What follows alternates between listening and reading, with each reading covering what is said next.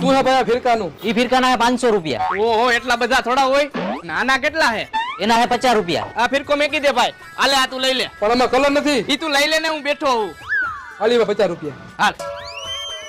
એલા ભાઈ તે મને ધોરો દોરો કેમ લેવરાવ્યો? કોઈ ગુજરી ગયું હે? ના ના. તો આને કલર કેમ કરવો હવે? અરે આપણો ભાઈબંધ હે કોબરા ભાઈ બરોબર. આવી ફિરકીનો એક ઝાટકે કલર કરી દે. હાલ જા.